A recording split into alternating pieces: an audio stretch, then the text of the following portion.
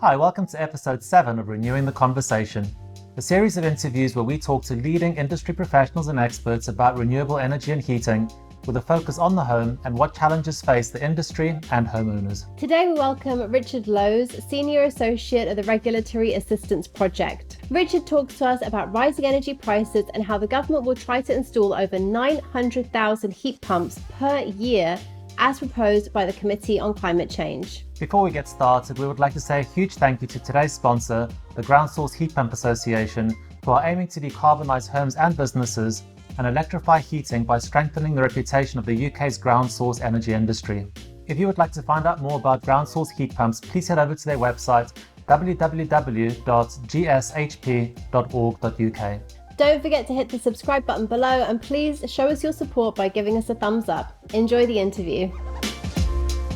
Hi Richard, thanks for joining us this morning. It's a pleasure to have you on the show. So everybody's talking about energy prices and they're really concerned about what their bills are going to be looking like this year. How is the industry going to make heat pumps financially motivating for consumers to switch to? Okay, well, there's quite a lot going on. At the moment, heat pumps are expensive. They're too expensive. And so if you get one, you're paying premium for a premium product. Often they're still seen as grand designs type products. They're still seen as, I think, fairly elite. In the UK, that is. But actually around the world, it's a very well-developed market. So the biggest market for heat pumps is Sweden. Another big market is Denmark. Germany, France all have big markets and they're just not seen as these elite products. So the first thing the industry is sort of trying to do, although it's not quite got there yet, is to scale it up, reduce the unit cost by buying in bulk, but also reducing the cost associated with installs by moving from a very sort of, I guess, a local and an artisan almost approach to fitting heat pumps to mass scale. When you think about the appliance manufacturers, they just sell the units, so they're selling them obviously for a profit, often through third-party retailers, people like companies like New Heat, for example, that will just sell them, and there's a layer of profit on that. And so what some of the wizziest people are planning to do is go straight to the manufacturers and just buy in bulk. And really neaten up the process. So you've probably heard Octopus Energy's plans to effectively halve the cost of heat pump installs. I think that's perfectly doable, actually. There's just so much fat in the current system to cut. I know that from my own experience and my own haggling with a heat pump vendor. So that's the sort of install and supply side. The other bit is around costs of energy. We've seen these crazy global gas prices yesterday, actually, which was the 27th of September. We've had the highest ever recorded closing price of gas on the international wholesale market that the UK trades in. That's obviously having knock-ons for gas bills, but it's also having knock-ons for electricity bills, because currently between a third and a half of the electricity that we use in the UK comes from gas generation. So that's sort of beyond the ability of most consumers to resolve. But what is being suggested is that the gas bills and the electricity bills are being rebalanced. And so some of the levies that are currently on electricity bills hopefully will be moved into general taxation. I'm not sure whether they'll be moved onto gas bills at the moment because of the politics around that. Absolutely. You said that the industry needs to kind of upscale as quickly as it can in order to, have that knock-on effect of kind of lowering the cost for the end consumer, so that we don't end up leaving behind low-income households. Is the government's target of installing 600,000 heat pumps a year at all realistic then? To be honest, the 600,000 a year number, it's not quite clear where that's come from. That's actually less than the 900,000 a year number, which has been proposed by the Committee on Climate Change. So to get to net zero by 2050, we need to effectively eradicate, the final gas boiler has to go in effectively 2035 at the latest. And so to get to the level of ambition needed to meet the climate change agreements that as a country we've agreed to, so we've signed up to the Paris Agreement. The UK has its own climate change targets to reduce emissions hopefully by 2050. And that does imply a really rapid rate of change, which is nothing like we've seen before in terms of heating in the UK.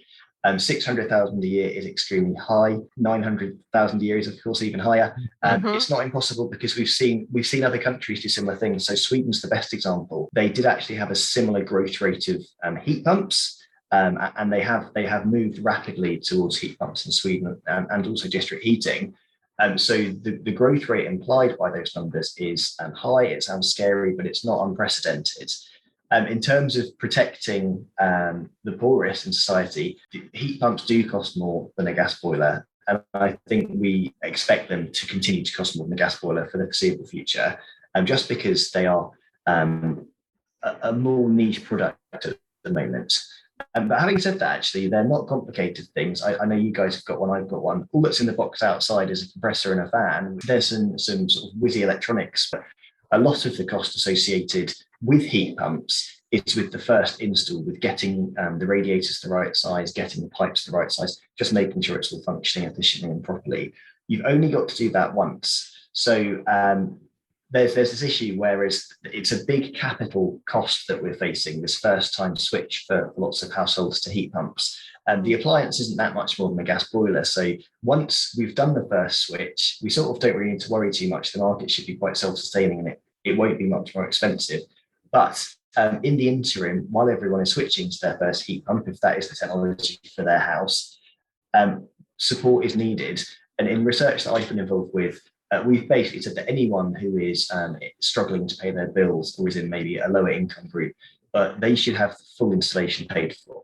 They shouldn't be expected to pay for any more than if they were having a gas boiler fitted.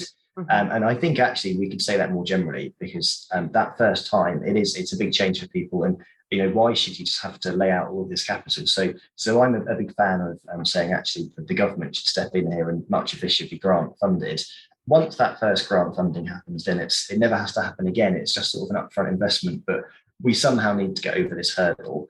I'm not sure in my own head whether those grants should be available for everyone, but maybe if we had a fixed level of grants at maybe £4,000 or £5,000 as being proposed for a small house, where you might be more likely to be struggling for your fuel bills because obviously not in a mansion, and you don't have lots of assets. Maybe £4,000 is enough, and maybe for a big house, say it's a big detached 5-bedroom house or something, and you need a new heat pump, it's going to be £15,000. Maybe that £4,000 is just a sort of fair little top up to get you over the edge, because you might already be quite wealthy. So is it crazy to you that new homes and property developers are still today building homes as we speak and still putting in fossil-based fuel boilers, energy that is not renewable and not sustainable into these new homes, and that then those people that are buying those new homes subsequently years down the line are then going to have to do a retrofit and have to pay even more money for the retrofit and to put in, for example, a heat pump? And do you think that the government needs to bring in legislation and regulation a lot faster than it's doing at the moment? I think crazy is an understatement. I think it's criminal, actually. So in 2016, the government was supposed to be introducing a zero carbon home standard, which would have effectively banned fossil fuel heating from homes. We know that there was a huge amount of industry lobbying that stopped that happening, primarily from the house builders. So people like Persimmon and Taylor Wimpey, they were saying to the government, it's too expensive, and because it's so expensive and difficult, it will slow down the rate at which we can build homes. Obviously, that's nonsense, because the easiest time to fit a heat pump is when you're building a new house. You don't have to put the right size radiators, the right pipes in, and you site the heat pump somewhere. It's not rocket science in the slightest. It's just bigger pipes, bigger radiators, and having a heat pump somewhere. And actually, because they're a new home, the energy efficiency of them is pretty good in general. So they wouldn't even need to have a particularly high performing heat pump. It should naturally be able to work at 45 degrees and be efficient. So yeah, beyond crazy is the right thing. So where we are at the moment now is the government's talking about a 2025 date to stop this happening again. So that's a 10-year slip, which is 10 years worth of homes being built, which will have to be retrofitted. Despite the fact that we actually had a climate change target since 2008. And we knew even then these homes would have to be zero carbon by 2050. So it's millions of homes that this delay will have impacted on. All of these technologies have existed for years, and still, we talk about climate emergency and climate crisis, and even the government uses that language now. Still, we're allowing homes not just to connect to the gas grid, but also to be built with oil heating, which just seems, there are clearly better options than that, because you don't need deliveries, it's cheaper, it's cleaner, you don't have fumes blowing into your house. And as an example, I was walking the dog a few weeks ago on the coast path, and I ended up in a Cornish village called Treath. And there were two new houses next to each other, both built clearly by the same developer at the same time, both holiday rentals. And between both of them, you could see the oil tanks and the flues just blowing each other. And if there was ever a perfect place to put an air source heat pump or even a ground source heat pump between two houses, it would have been there. But building regs are just totally out of date.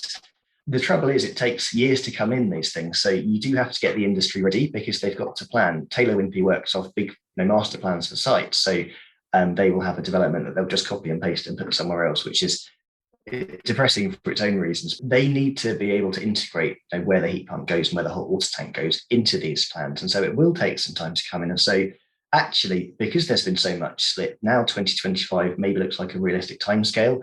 Maybe it could be 2024. But I think 2023 would be too tight now because just of all the things that have to line up to get there. I think what I'd say is that the government needs to get the legislation in now to show the intent, because even if they don't show the intent, there's a risk again it can slip and it could very easily become 2026 or 2027. And each year, if we're building 200,000 homes, that's another 200,000 homes that have to be retrofitted before 2050. So is the heat and building strategy going to in any way address any of the issues that you've just mentioned? Well, who knows? So who knows what it will say and when it will come out? We've been waiting for it for well over a year now. It was supposed to be a heat policy framework that they talked about back in 2018, which was supposed to come out in 2020. It became the heat and building strategy, which drafts had already been written by the first part of this year. It's been bouncing between departments and ministers. It does involve all the places that we live and all the places that we work and go to. Who knows what it will say? Hopefully it will, at a bare minimum, say something about the upcoming grant scheme, because the renewable heat incentive is due to come to an end at the end of March. So if we get to the end of March and there's no policy replacement, there will be zero support whatsoever for heat pumps in the UK, despite the fact the government's got this target to fit 600,000 a year by 2028. So yeah, hopefully it will say something about the clean heat grant. It needs to contain a whole raft of things around energy efficiency, around local planning, around pricing, around what a future market looks like. It just has to contain so much. But clearly, it's just politics holding it back at the moment. It's quite depressing. The UK is obviously moving a lot more towards electrification. So we've got electric vehicles. There's a push for heat pumps. We've seen a lot of panic buying of petrol at the moment in the UK. Are we likely to hit a scenario in the future where we're going to start seeing panic buying when it comes to electricity, which could lead to blackouts or brownouts? And I think we're a long way from that at the moment. There's already quite a lot of headroom in the electricity system. So basically, because of energy efficiency, actually, and because of things like LED lighting, we've got quite a big gap. And actually, the amount of the peak electricity use has actually reduced over the past few years. So I don't think we'll see anything rapid and that drastic. And also, these are just quite big changes that take time, because you can't just fit 1 million heat pumps immediately a year, because there's a constraint around the amount of heat pumps, the people who can fit them. And also, it still remains cheaper, just despite the price rise, it still remains cheaper to burn gas than to use electricity for heat. We're a long way off the point at which we can build renewables quickly enough that it will bring those prices back down. And I mean, that's an amazing thing to be able to say, because the wholesale price of gas is currently over double the wholesale price of offshore wind, which is just an incredible position to be in. So now whenever we build offshore wind or we build solar, it's reducing the wholesale costs of electricity, which I think people didn't actually ever expect to happen 10 or 15 years ago. So that's amazing. But this all takes a long time. And so we've got another target of 40 gigawatts of offshore wind by 2040. I think that's building turbines about at the rate of one offshore wind turbine every day. So approximately 10 megawatts being added to the system every day, which is a lot. But whether it's enough to bring those prices down quickly and sort of allow people to respond to wholesale changes, wholesale cost changes, I'm not quite sure. I think it's unlikely we'll see people running towards electric heaters anytime soon. So probably not much to worry about. You mentioned the fact that installers are actually loading into heat pumps and the installation costs. And you also mentioned grants. Now, there is a school of thought amongst a lot of installers where they think that the actual grants and the inflated costs of heat pumps in the UK are integrated. So do you think that the grants, if the new one does come out in March, if the government does pass one, do you think that is basically holding back heat pumps dropping in price? I think it could be. So I think it's both of those things together, and it's really difficult to know which of them is more important and which has more impact. Grants undoubtedly do increase costs. And we've seen this in various different policies, whether it be solar or electric vehicles. And as the electric vehicle grant price level dropped, that then meant that the cars suddenly dropped a few £1,000s as well. So, a strange coincidence there, right? And similar things for solar. Solar got a lot cheaper once the feed-in tariff was cut. It didn't ever get cheaper enough that it didn't need a support policy through the feed-in tariff, but it did drop in price. And actually, now as a household, you can, if you've got the cash, you can buy solar, and it will almost undoubtedly be a cost-effective thing to do for a house. In terms of the grant cost for heat pumps, I think actually the bigger issue is just the fact that the market's so small. So we're only installing around 15 or 20,000 domestic air source and ground source heat pumps a year. That's just no scale. In a UK market, 28 million homes, that really is a drop in the ocean. So I think both of those things come together. It is an artisan type industry because it is effectively a cottage industry, really, because it is primarily small companies of one or two people, maybe bigger ones of 10 or 20, going around and doing these things. So personally, I think that the bigger issue actually is the size of the market and its immaturity. Once the market grows, then I think those costs will come down, and then we'll know much more about what the level of the grant should be and whether that can be cut as well. I do think you need something, because you just need to look at the cheapest systems you can get. And my system, as I said already, I was quite savvy in that I shopped around. I found my own heating engineer, and I did it through an umbrella scheme that allowed me to just use my own plumber, basically, rather than having to go to a renewable heating firm. It was cheaper, it was more complicated.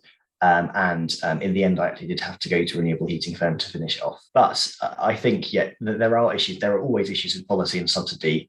But the bigger issue is not decarbonising heating and having 3 degrees of climate change by 2100. So what general advice would you give to homeowners that were looking to decarbonise their homes? I know it's basic, but everyone should have an energy performance certificate. So have a look at that and see what is listed on it as something that would help. If you've got single glazed windows, get rid of them because they're just terrible. I've not ever met anyone that likes single glazed windows, and even if you're in a conservation area, there is often a way of getting around the rules. If you've got cavity walls, make sure they're insulated. They probably already are, but they might not be. If you've got loft insulation, that's the cheapest one, so that might need a top up as well. And if you've got solid walls, I thoroughly encourage people to get solid wall insulation. It can be a big investment. You might be able to get a mortgage edition for it, but it totally transforms the comfort of the building. And I live in Cornwall, where there are loads of solid wall properties. This house is solid walls at the front, and as well as making the house a lot warmer, it also looks a lot nicer as well, because we've got nice deep bay windows now compared to the slightly less deep bay windows before. If you've got the capital, do go for a heat pump. They do the investigations and try and find a good supplier and just get some quotes, because there is still money available to do this through the Renewable Heat Incentive. You've got to have it running by the end of March next year and commissioned, but there is still time for some people. It might be tight, but you could do that. And actually, the Renewable Heat Incentive will cover most of the costs of the system. And following the Renewable Heat Incentive, there should be a grant-based scheme. And if you haven't got the money, a really good thing you can do is to turn down the temperature of your heating system. So turn down the flow rates. Most people's boilers should have a dial that often the most sort of rudimentary ones have one dial for hot water and one dial for heating. And they're basically controlling the temperature that the hot water comes out into either the hot water system to go into your cylinder or to the taps, or that goes to the heating system. If you've got an indicator on there of what that temperature is, see if you can lower the flow rate to your radiators, and see if you can lower it to 45 degrees, because 45 degrees actually still feels relatively hot. And everyone thinks heat pumps have to work on really low temperatures. But if you can do that test, and if you can see that your heating does work at 45 degrees and your house is still warm, then this has got to be on the coldest day. So wait for it to be frosty and cold outside. Then you can be fairly certain that your house is suitable for a heat pump. And that's quite a fun experiment you can do with your family and with your kids as well. But it just means that you can then say, actually, next year, I'm going to get the heat pump people around to have a survey. I've had it running at 45 degrees. All seems to be good. And it should be a fairly painless install if that's the case. So you've mentioned that you've switched to a heat pump.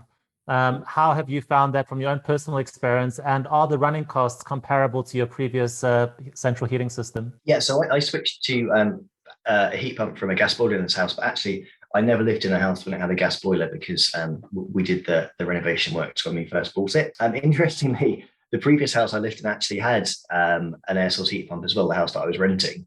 So I'm not sure what the comparison to a gas boiler would be. I do know from looking at the metering I've got on the heat pump, and also because I know what my tariff rates are, and I'm using the Octopus Energy Agile tariff, which is a time varying tariff, so it's cheaper at certain times of the day, more expensive for others. And I base the heating around that. And for most of the year, actually, I'm well below the cost of gas heating because I've got the coefficient of performance. That's the efficiency of the heat pump, meaning that although my electricity is more expensive than gas, I'm getting sort of this return on that as well. But also the Octopus rates tend to squeeze down the price of electricity. So I'm getting a sort of double benefit. So for me, I know that my tariff rates are cheaper. My direct debit's £35 a month. So you can't really argue with that. And I should say that I do also have PV on the roof. And through most of the year, apart from deepest, darkest winter, that does the vast majority of the hot water because I just run the hot water system when the sun's shining. So the UK has obviously prioritized installing heat pumps across the country. Is this happening on a global perspective too? Yeah, absolutely. So when we look around the world, we can see that various countries have different strategies and policies for heat pumps. Some of the, I guess, the most dramatic ones, Sweden's already done it because they wanted to get off oil. Big plans also in Germany and France for heat pumps too, and also in the Netherlands, all having support policies. And this is all because heat pumps are seen as a key technology in the fight against climate change.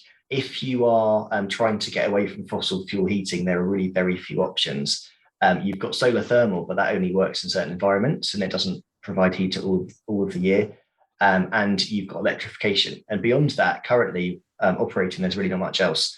So even the International Energy Agency sees heat pumps as a strategically important technology. And they actually suggest in their sort of climate change meeting net zero scenario that around half of the heat used by the world in 2050 comes from heat pumps. The majority of the current manufacturing of heat pumps comes from Asia.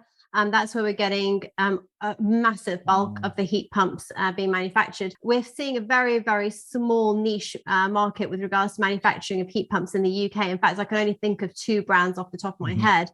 Do we need to start to see that industry open up a little bit more and more local UK-based manufacturers get involved in heat pumps? Yeah, well, it's quite a complicated market because actually what you tend to find is that the gas boiler and the oil boiler manufacturers either also manufacture heat pumps or they're part of wider groups that have heat pump arms. So currently in the UK, about a third of the heat pumps we install are produced in the UK, so actually manufactured in the UK. And that's actually not terrible when you think about it. And that's one ground source company, Kenza, and an air source company is Mitsubishi in Scotland. Valent are also introducing a manufacturing line into the UK, which should open next year. And that should maybe put us up to, hopefully, maybe they'll take it to 50% or so. I think there are amazing opportunities for investment here. And it just needs the policy certainty to really get that right. If the government says, actually, we've got this target and this is how we're going to meet it with these grants and these systems, I think people will be running here to invest. Is the UK government learning fast enough from other countries that are far further down the heat pump road than we are, like countries like Sweden? No, I'm afraid they're not. And there have just been years and years of policy delay. Hopefully the Climate Change Summit this December will be a good kick for them. Thanks very much, Richard, for your time. It was been a pleasure talking to you today, and we hope to see you again. Pleasure. Bye-bye.